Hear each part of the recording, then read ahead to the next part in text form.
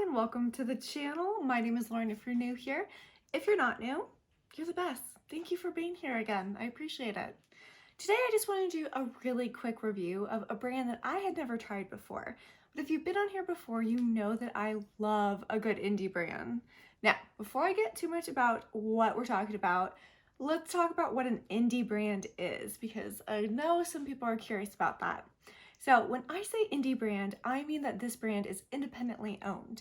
So that normally means they're much, much smaller. Their production line is a couple people versus, hundreds of people and machines and manufacturers. Not sure where I was going there. Sometimes they're completely hand pressed, literally no machinery at all, which is pretty cool. And yeah, it's just normally a much smaller operation than some of these larger brands that you see because they're doing everything themselves in-house. And I love indie brands. I think they come out with some of the most inventive and creative and beautiful items out there, especially their eyeshadow. So I have been hearing a lot about this particular indie brand, and this is Shine by SD. Now, this is a Canadian indie brand, which is actually kind of exciting. They actually are from Nova Scotia, which super cool. I don't have anything from Nova Scotia. So yay, new indie brand. And when I first got this order, I realized this is very, very much a small operation because you could tell that the fill was different for each pan. It definitely looks like things are hand pressed. So different than what you see with some of the bigger companies where there's a lot of uniformity. They do everything with these massive machines. They don't do it by hand. So very much an indie brand, which is very exciting. So I picked up a few colors and put them on my face. And I just wanted to give you a quick first impression of how I felt about these colors. These are what I ended up picking up. Now, there's one more that I did pick up that is a little bit loose in the pan. So if I held it like this, it would fall out. But I will include it in the swatches so you see it because it is beautiful. But as you can see, everything is filled a little bit differently. So, the fill sizes are different. Some of them, I don't know if you can see this way, are a little bit rounded versus flat, which is interesting. So again, very much an indie operation, which is cool. Also, I found this little watercolor case on Amazon and it's really cute. And it's perfect for storing singles. So anyways, I just wanted to show you that. So what I'm gonna do is I'm just gonna do a quick look on camera. Well, it's this look, it's two looks, it's not one look because I wanted to try as many as I could to get an accurate first impression. And I'm just gonna do a voiceover as I show you the look and talk about what I thought during the process, what I thought about these shadows, and then we're gonna come back and just talk about my overall thoughts on this brand. Okay, so we are going to start with some swatches. And this is the one that you probably didn't see because this is the one that came a little bit, I don't know if you can see that. There's like space in between the edges because it's not adhering in the pan. So I just have to be careful with that one, which is why you didn't originally see it. But let's go ahead and just swatch all these. So yeah, you can see it moving around. It's not the pan moving, it's the actual eyeshadow moving in the pan. But look how pretty that is. So this is Twinkle.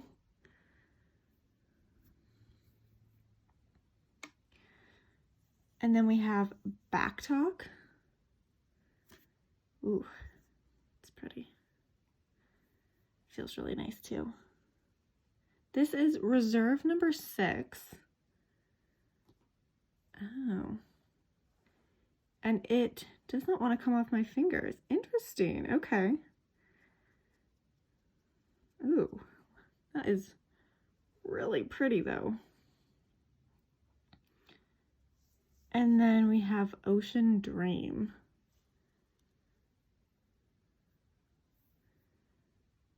Very pretty. Then we have Pride.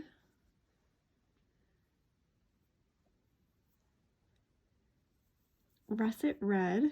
Ooh, look at that red. It's kind of like the red that I just got in the new Odin's Eye singles, but it's more red. Minty Breeze. Ooh. Pretty in pink.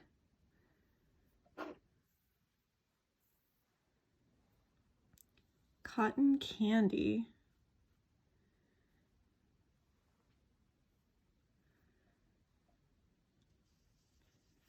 Beautiful Mystery 4, which I was very intrigued by.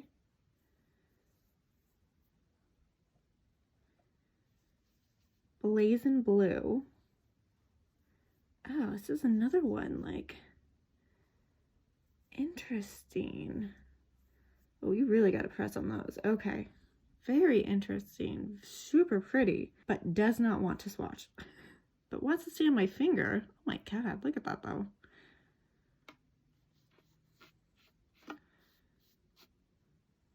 Wow, this is Meadow. Wow, little goes a long way with that one. And Lilac Blue, which I was hoping would be a purpley blue, and it is. It's gorgeous. So these are the colors that I picked up. Not a whole lot of cohesion among them, I will say. I kind of just went with what I thought looked pretty. And this is what we ended up with. Lots of pretty colors. Not a whole lot of a cohesive look though. But we're going to see what we can do. Okay, now we're on to the look. I will say we started with a very pretty color. This was a kind of a mauvey pink, and it was very pretty. I will say a lot of these colors swatched a lot darker, and I think it would have helped a lot if I had sprayed my brush with something prior to using any of these colors. This one in particular, I would say would have worked a lot better if I had sprayed it. Now this really, really pretty lilac color didn't even need anything else. It was just a very pretty standalone color. I didn't feel like I needed to spray my brush. And honestly, this is a color that I would use just by itself because it's really my favorite color to use. Now this teal, it swatched so beautifully and it was a little harder to pick up on a brush. So again, I would say definitely wet your brush first. I think that would have really helped give a little bit of oomph to the look. And even though it's still beautiful, I do like a slightly more pigmented look. Now, I wanted to do something else, so I reached for a multi-chrome. As you can see, it's gorgeous, but it did not layer well at all on top of the other eyeshadows. So because multi-chromes tend to have a lot of slip to them, you really want to use some sort of glitter primer, and I think that really would have helped make this look a lot more vibrant. It's still a very pretty color, but it just didn't want to sit on top of those other eyeshadows. So as you can see, I went in a few times to try to deepen it up, and it didn't quite work, which, you know, was on me. I know better than that. I know multi-chromes have a little bit of slip to them, so you always want to use a primer underneath. Now I used the same pink I used on my upper lid just underneath to add a little more color underneath my waterline, and then I decided I wanted to do something else for the other eye. So I went into that weird teal color, which just stuck to my finger really, really well, but I could not seem to get to swatch or get on my eye very well. So again, this is a color I think if you sprayed it, it would be a lot better, but it's so interesting because once it's on there, it sticks. So when I was trying to take it off, it got everywhere. I woke up with a face full of teal glitter. And so very pretty, but it just takes a little extra work to get off. This is the final look. I do like both of them, but again, that teal doesn't have a dark base, so just kind of keep that in mind. It'd be a great topper. And we're back. So overall, I think this brand is priced really well. I got a bunch of these eyeshadows on sale. So the pans that I got ranged from $6 to $18, and the majority of them were actually in the lower end. The multi-chromes were a little bit more expensive, but they were all pretty affordable, which I liked. I thought it was interesting how many different formulas I ended up picking up without even realizing it. Now, obviously we talked about it in the look, but these two that are just full of shimmer, very iridescent, very hard to get off the fingers. I should have used glitter glue. They literally say in the instructions, use a wet brush or use glitter glue. I did not. So I do have a wet brush here. I'm gonna see if I can do this. Make a little bit of an adjustment. I do think this is just gonna work better with glitter glue. Oh, there we go. It's just a little hard to pick up in the pan. Oh my gosh. It's really, really pretty. And yeah, using the wet brush helped a lot.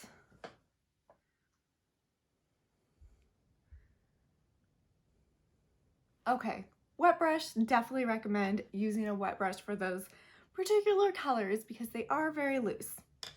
And those are the ones that are marked as reserve. So I'm not sure why they're marked as reserve, but they're cool. They're very unique. They're cool, but a little bit tricky to work with. So something that you might want to keep in mind. Overall, this was just my first impression. I had a lot of fun playing with these colors. I think the multi-chromes are absolutely gorgeous. I love when you can just pick them up on your finger and they're just so pigmented and rich and they just feel so creamy. I just think that's the coolest thing. And overall, I'm excited to have these in my collection. I'm glad I picked them up. Though I will say next time I will try to pick up a more cohesive color story because I was all over the place with this color story.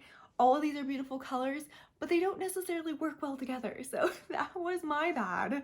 Next time I will be a little more aware of what I'm doing when I'm adding to cart. So let me know down below if you've checked out Shine by SD.